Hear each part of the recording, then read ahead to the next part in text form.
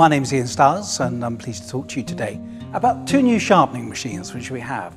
The Ultimate Edge, the model AT50UE, our machine over here on the left hand side, a fully variable speed with reverse, a small belt linishing grinding machine. And then our more basic version, the AT50LP, a single speed machine.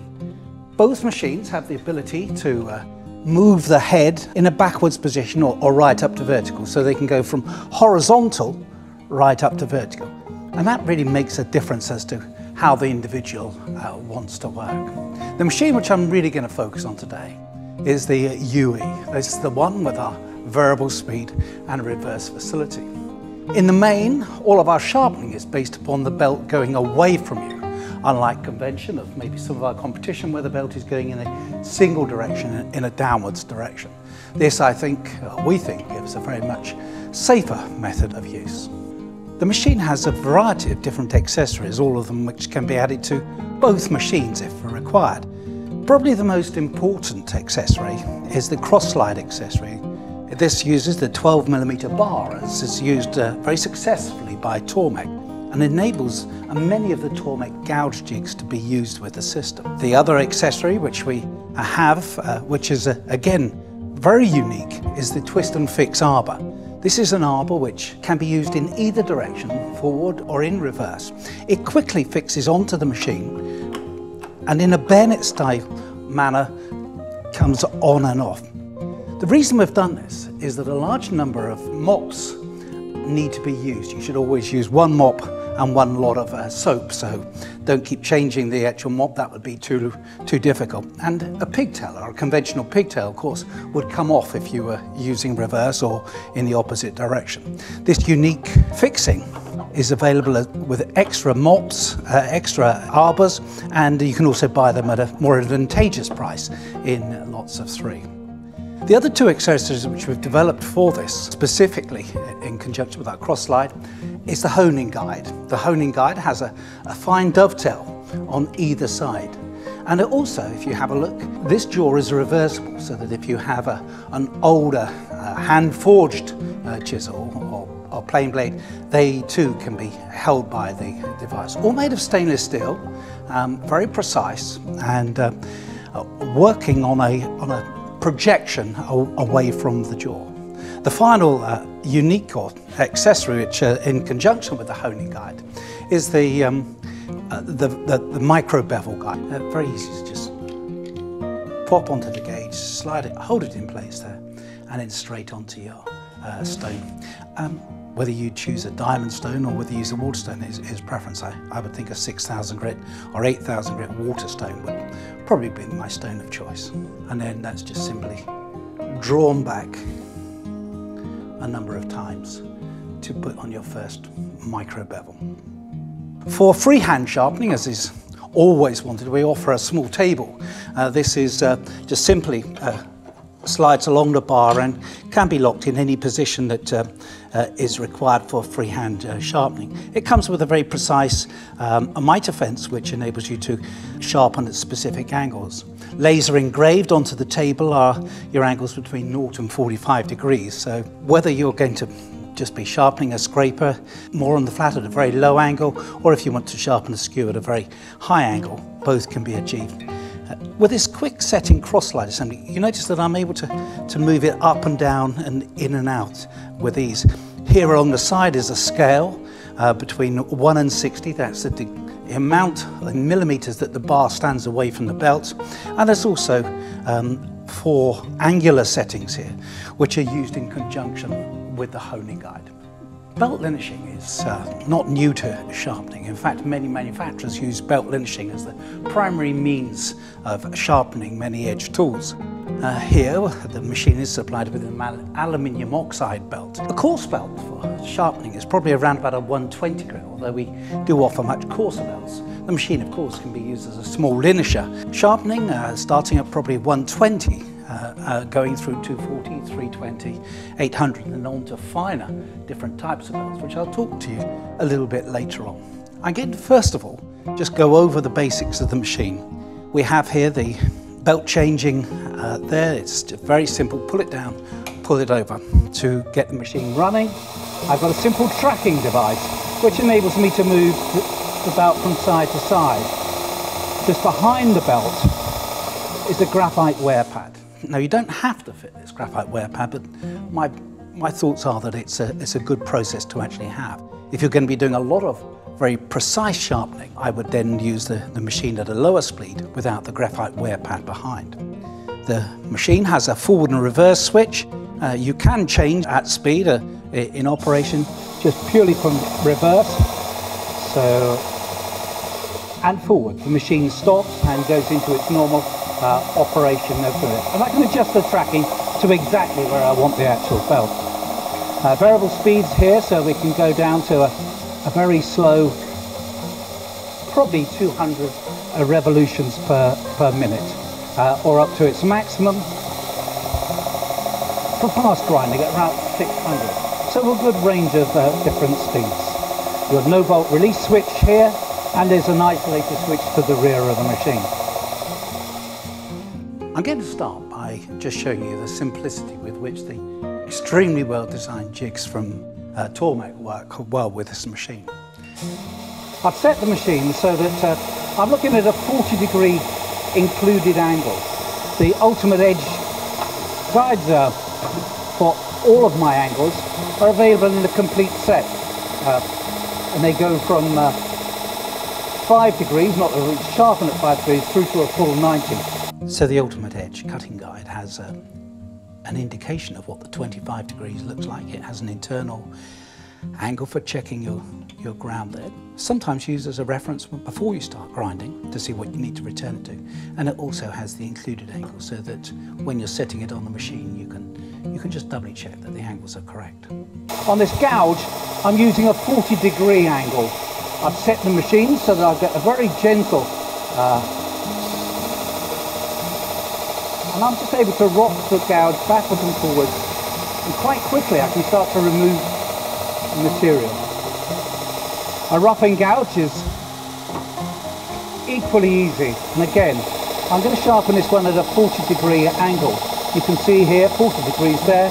This goes straight onto the fitting, and I'm going to roll the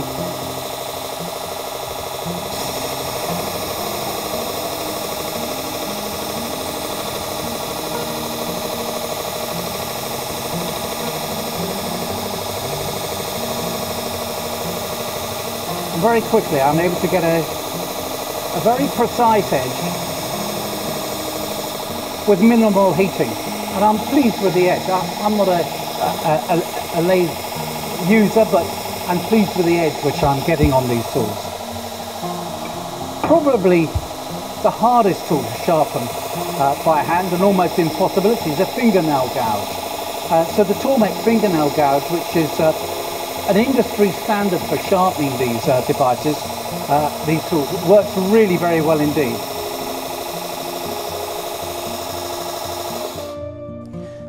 Now I'm using a 65mm projection, and I'm going to, purely by eye in this instance, set up the angle that I require. I can record the setting, i.e. the distance off of the bar sits away from the guide, so that I can repeat this setting over and over again. I'm using a grinding blank here, but I'm able to get a very precise grind. And in seconds, I'm just removing just enough material to give me a new, fresh, sharpened edge. I can get right the way around to the side. And in most instances, all I'm looking to do is to just freshen the edge up so that it's nice and sharp.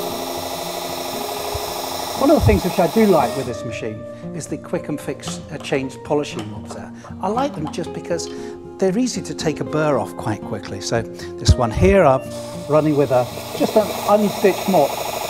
But if I just want to remove the burr and just give it a slight polish, it's very, very easy. If I'm using the machine in reverse, I can use the same mop without worrying that it's going to come off. But note that I've actually used it on the underside and not over the top side. I'm always working with the tool going away from me, as I am with the belt here. For chisels and plane blades, a series of angles are required from 20 degrees through to 40 degrees. A primary bevel on a chisel for paring purposes could well be chosen at 20 degrees. A lot of people like to put a 25-degree angle and then a secondary bevel of 30 degrees. We have a device for taking this straight off the machine and adding the micro bevel just after. However, in most instances when you have a damaged chisel or plane blade, we've got to remove just enough material. We don't want to be taking a huge amount off of our tools. They're expensive enough as they are. This works always on a 25mm projection. So I'm projecting the tool by 25mm. If I have a damage to the tool, I'll project the damage to 25mm to the bottom of the damage. What we're looking to achieve is a really almost perfect grind, if not polished finish. And here's one that I've done earlier. I've started on quite a coarse grit, and I've gone through to our fine finishing belts, which we'll cover in just a second. Now, belt finishing is just like grinding. It's still going to get things warm, so one has to be a little bit careful to make sure that no bluing occurs. So I'm still going to quench the tool as I would do with a conventional grindstone. But I'm removing quite a lot of material quite quickly here.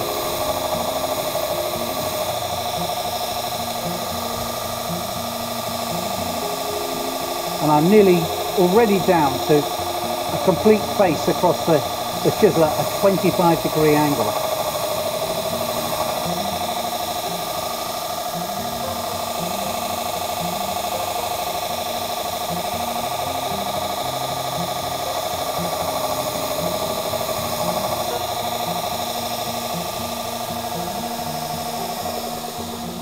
Now, grinding is a messy old business, and you can see that there was quite a lot of sparks coming off there.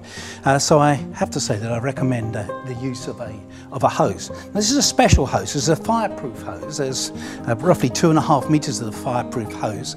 That's enough to extinguish any of the sparks as they travel into the extractor. So you can use almost any type of suitable fine extractor. Don't use one with a huge amount of wood flakes in it. I'm going to use it today with a conventional dust extractor, really a workshop vacuum.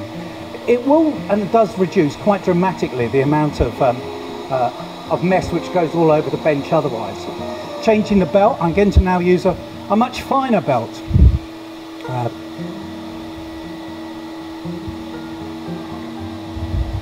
I'm using here a standard aluminium oxide with a 320 grit abrasive.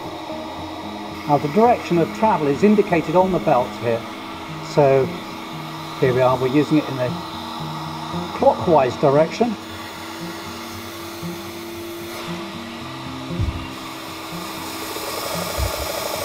Each belt has its own tracking limitation. So I've tracked it and I'm now ready to go again. So I've done my first initial grind. This second one's only going to be very, very quick because I just want to reduce the striations that the first grind gave me. And I'm now down to a nice fine finish, virtually ready to take a secondary micro bevel. I'm now going to put on a Trivac belt. This is a 3M's product, very different than the conventional abrasive belt. These are lots of little micro pyramids of abrasive, and as with all 3M's product, really very good. These belts are used by the finishing profession, and they really do give a very clean finish. I am going to run it very, very much slower. I've got my final polish, which I really want to do. I probably should maybe have done this with a couple of additional belts, but this Trivac belt is a beautiful belt to really give a very final finish to.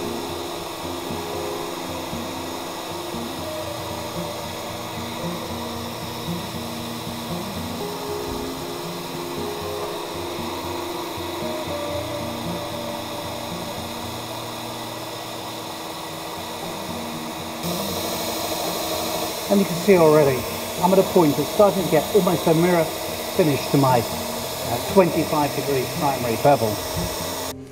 Now, of course, I could have continued on until I sort of indulged myself in a really superbly polished primary bevel. Some people don't actually like a secondary bevel, so they would continue to just use a primary bevel.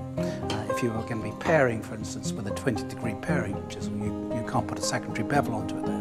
But here we are. I think I've got an adequate, for carpentry purposes, secondary, my 25 degrees. I'm now going to put on my secondary bevel, the micro bevel. This goes onto the micro bevel guide, so look, it just simply slides over there with a couple of passes on any diamond stone or water stone. You've immediately got your micro bevel perfectly set. The gauge can be used for all manner of different things, whether it be chisels. They will even use old hand-forged chisels. These are quite difficult to hold in that they are never quite uniform in their width, never quite uniform in their thickness.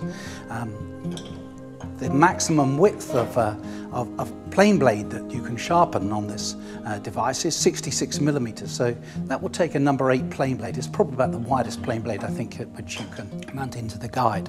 The polishing accessory, which I think is exceptionally useful, takes a whole host of different types of mops, whether they be stitched mops or a stitched mop with sisal.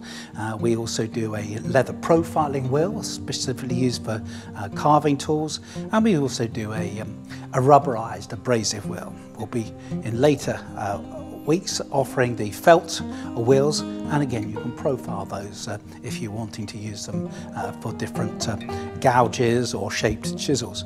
The cock system was one which was devised in Europe, and it relied upon different types of felt mops. This could be achieved very simply by buying a number of arbors and changing the mops and using a different soap each time. Finally, the honing belt which we have on offer, as well as the very fine polishing belts from 3Ms. We have a very, very flexible but nice and thick leather honing belt which can be used in conjunction with the 3 different pastes which we offer. Really getting a mirror edge on your tools is almost simplicity itself, and in minutes you can take a chisel from something which is dull, misshaped or whatever, to be exactly the right size. With the setting gauges, we've got simple things like the UJK level box, which is equally as easy to use. But most of all, I think probably the simplest machine which I've used for a long time for sharpening. And let's be honest, we don't take up sharpening as a hobby.